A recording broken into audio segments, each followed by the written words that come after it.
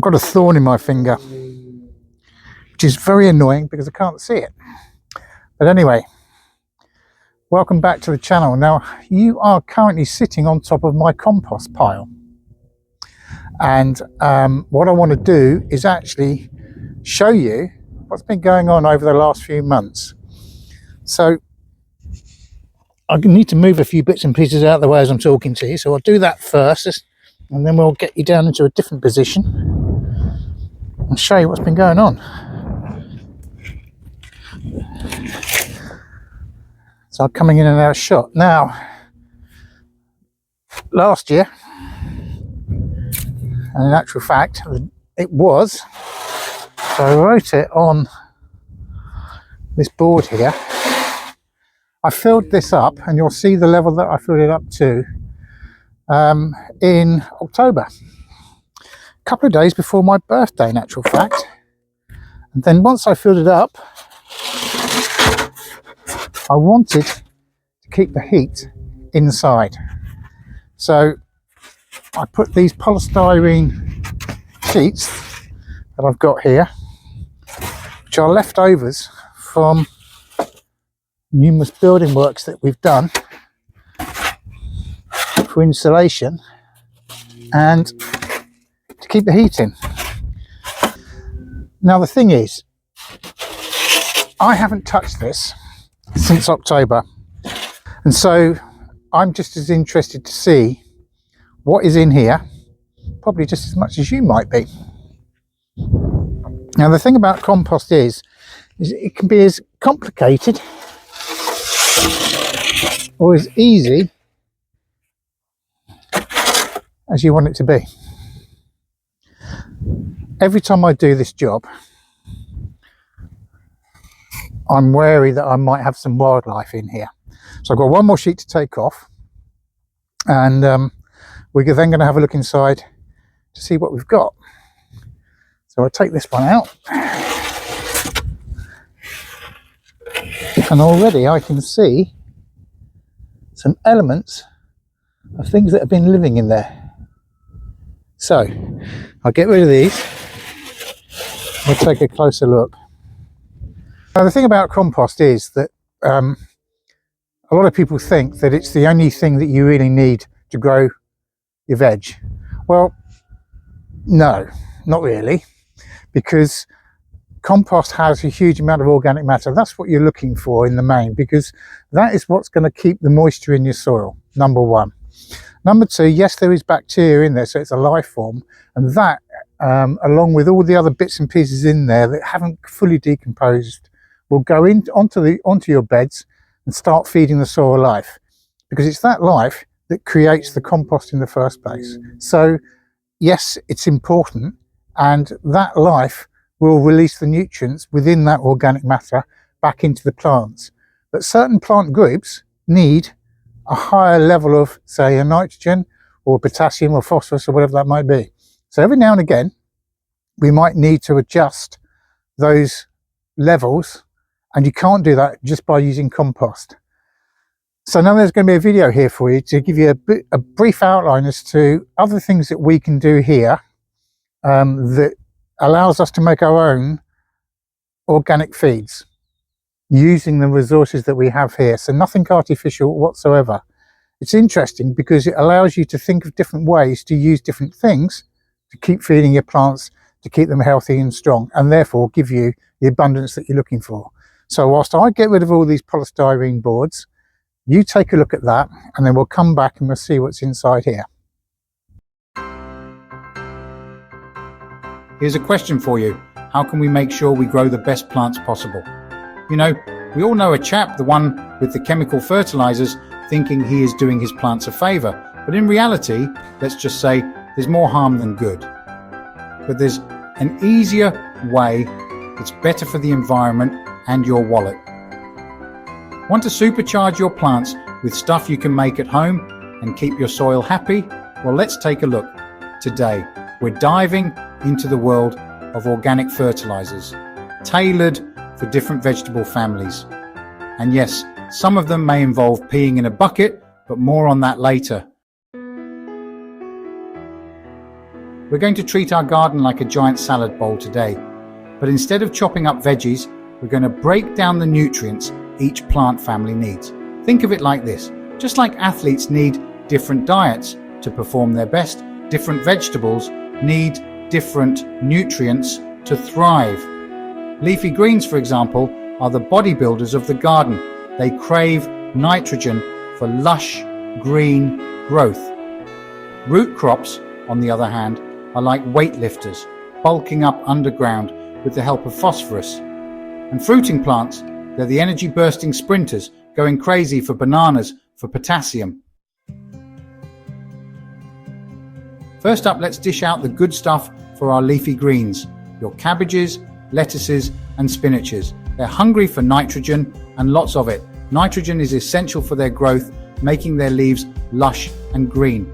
But don't worry, you don't need to break the bank to keep them happy.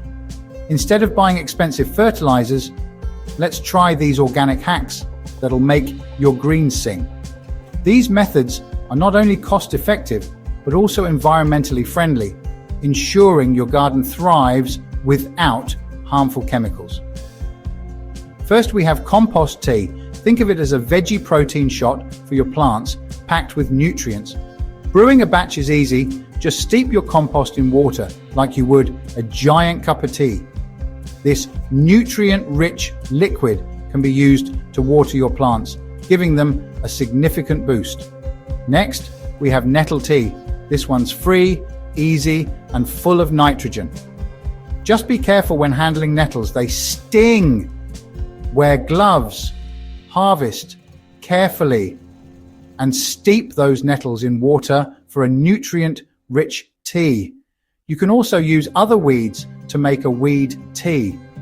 And finally, the one you might have been waiting for, urine. Yep, you heard right.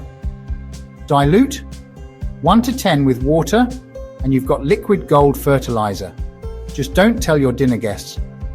This method is surprisingly effective and has been used for centuries in various cultures. It's a great way to recycle nutrients and keep your garden thriving.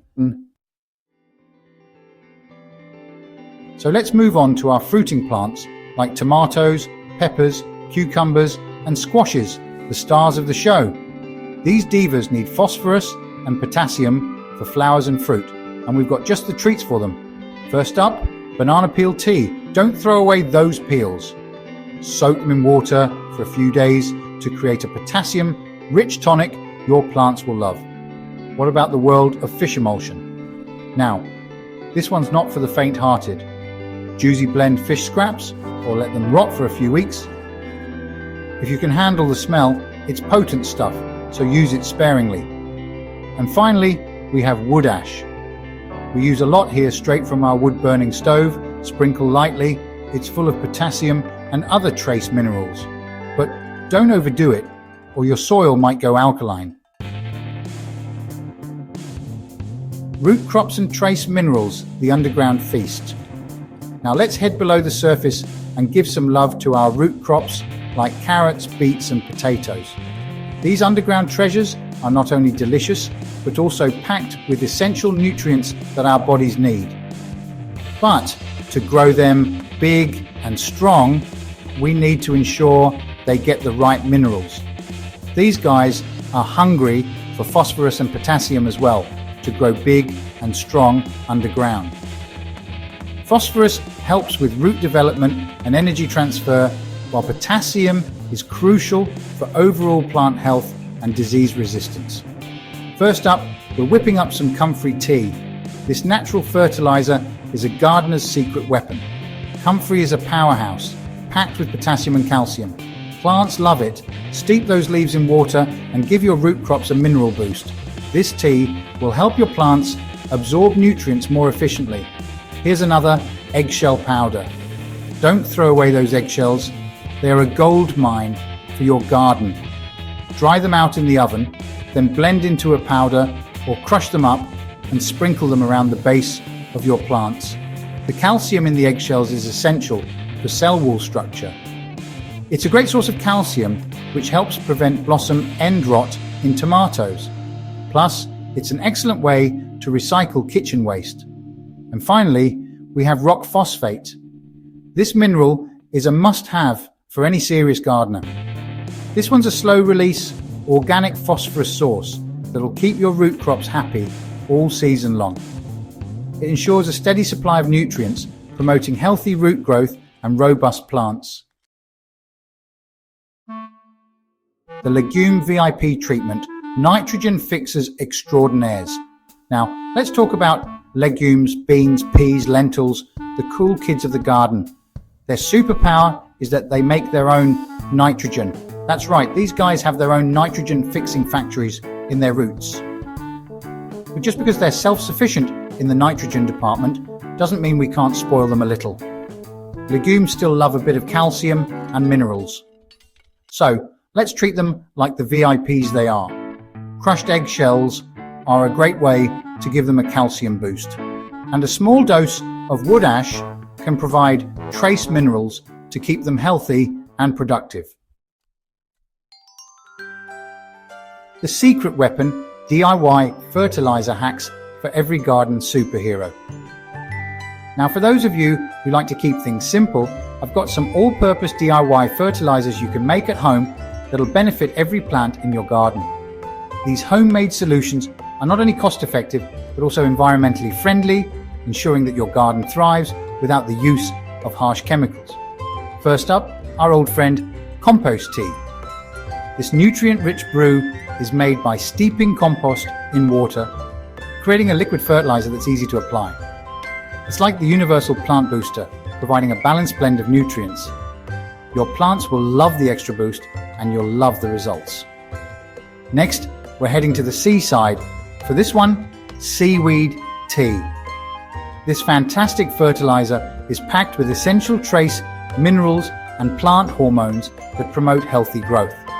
Seaweed is a treasure trove of trace minerals and plant hormones. It's like giving your plants an all-over beauty treatment, rejuvenating them from root to leaf. Simply soak some seaweed in water for a few days and voila, you've got a powerful, natural fertilizer that's easy to make and even easier to use.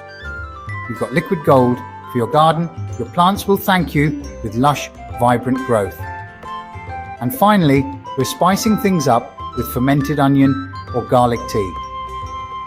This pungent concoction is not only rich in sulfur, but it also helps deter pests.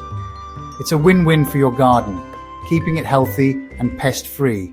Just be warned, it might make your garden smell a little funky, but the benefits far outweigh the temporary odor. Happy plants, happy planet, your organic fertilizing journey starts now. So there you have it, folks. We've explored the wonderful world of organic fertilizers, tailored for every vegetable family in your garden. Remember, feeding your plants doesn't have to be complicated or expensive. By using what nature provides, we can create a thriving garden that's not only good for our plants, but good for the planet too. Look around and you will find something to turn into a great plant feed. You might begin to look at weeds as a cash crop, so no more weeding perhaps. What are your go-to methods for feeding your garden? Maybe you do something I have not covered. Let me know. I would love to hear. So there you have it, organic fertilizers you can make at home for every vegetable family. No chemicals, no waste, just happy plants. Try them out. Imagine creating abundance, being organic and saving money. Let's get back outside to see what else I get up to. Okay, so here we are then. I hope you found that video interesting. And the thing is that a lot of the stuff that's in there I already do, but I do some additional things. And I'm going to show you one such thing in a minute. In fact, there's a video on the channel about how I made weed teas last year. But this is what we've got left. So, as I say, it was filled higher than this edge, come up to about there or so.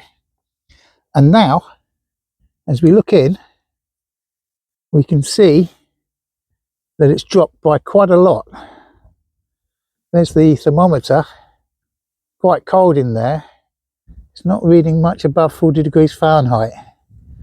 But there's certainly been some action in there, and I can see some little holes where I think mice have been buried.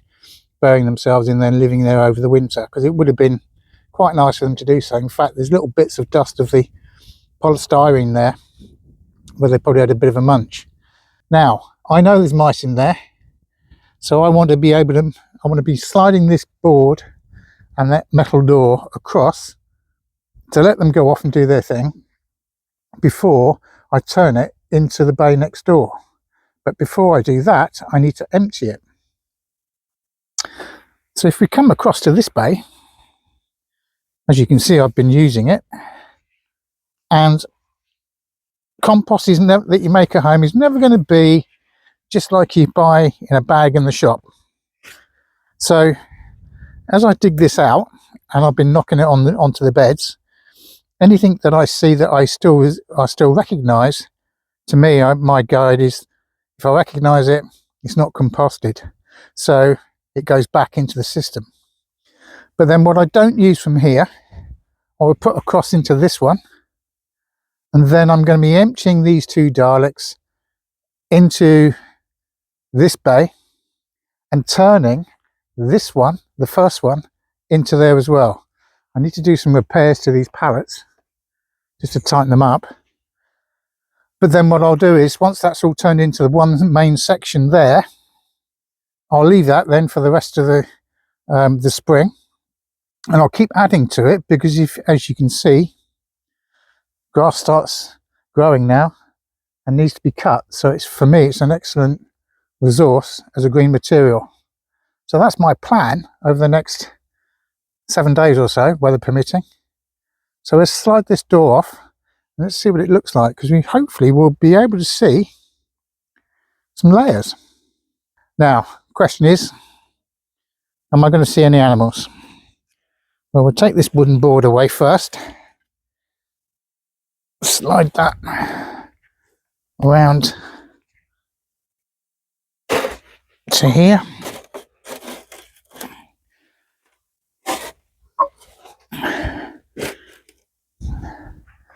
Now, this is the heavy job. This door weighs a huge amount, so I've got to figure out a way. Well, I can't see anything in there at the minute, but you never know. So all I'm going to do is just drop this down.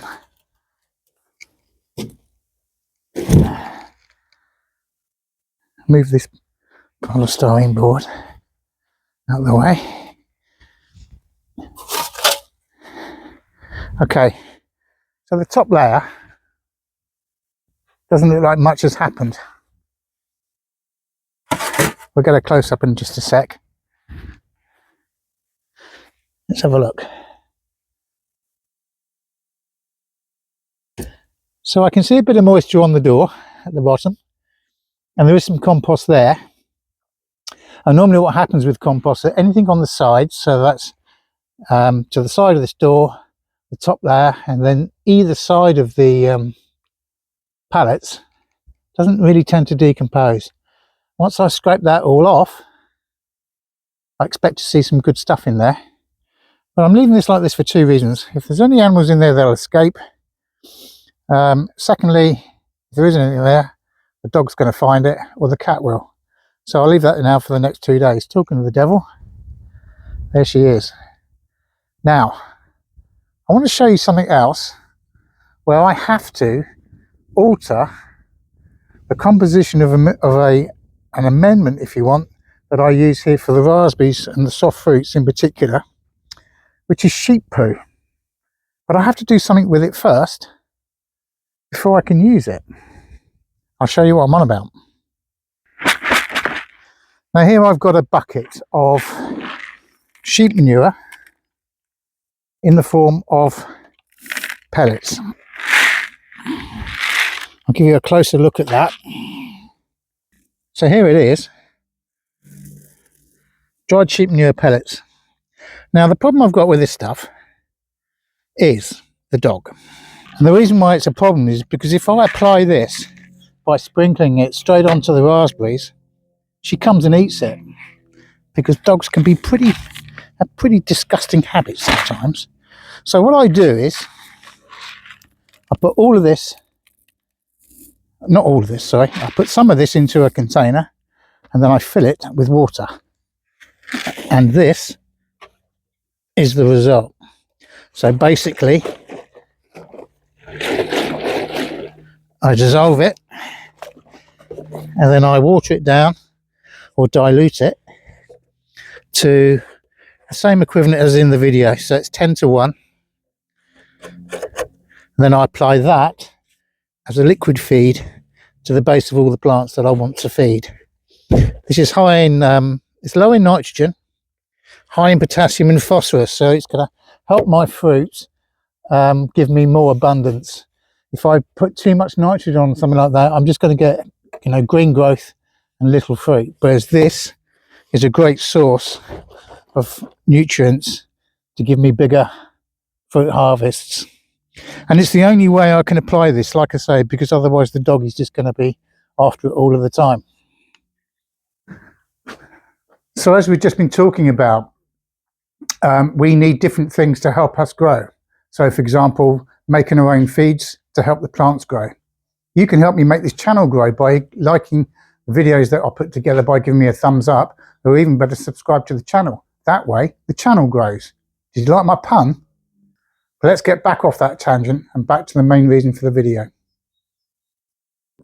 That gives you an outline as to the different ways that you can make your own additional feeds for your plants. So once you know what type of feed or nutrient ratio you want, so for example phosphorus and potassium for the raspberries as I've just mentioned, you can find products that you can use to make your own. So like I say, sheep manure is a great example. Chicken manure is also very good, but that's higher in nitrogen, so maybe better for leafy greens, as we've already covered. Other things that I try and do here is use what I can from the garden. I don't tend to use a liquid feed from grass, but I do use a weed tea, and I have in the past used compost teas as well. But that requires a bit of space and a bit of setup. So really I tend to go for what you've just seen there. And I'll also make up a batch of either nettle tea or weed tea generally. So those are the three options that I tend to use. If you use something different, do let me know in the comment section below. I'd love to find out what you get up to. Like I say, it's all about being resourceful and making the best of what we've got available without buying it from a shop that's artificial. We're coming towards the end of the cold weather that we've had for the last few weeks. I had a -5 temperature last night, so it's still stopping me from getting stuff directly sown. And I also want to crack on and get this irrigation system done that I keep banging on about. But with the rain that we've had lately, and also the windstorms that we've had, it's been a bit difficult to get out and get things done. But over the last couple of days, I've got on top of finishing those bed preps. I've even covered a little bit of grass, so I've got the strimmer out yesterday for the first time. And as you can see, the grass areas now need to be cut. So it's important for me to get that compost shifted. So I've got an empty bay so I can start throwing in all the green waste that I'm going to be collecting over the next few weeks as the season progresses. So it's important. We are self-sufficient here on compost, finally. It's only taken me 3 or 4 years. But the great thing about it is that I started with a bit of land that had absolutely no life in it whatsoever 4 years ago. I was out there today doing a little bit of weeding and tidying up. I was finding no end of earthworms and lots of other things besides. So I'm really pleased in the knowledge that what I'm doing is right. For me, may not be right for you, but for me, it seems to be working. So I'm dead pleased about it. So there's a lot going on at the minute. Busy time of the year getting things ready. So I'll crack on with it. I better go and wash my hands before I do anything else. And I'll see you very soon. But for now, take care.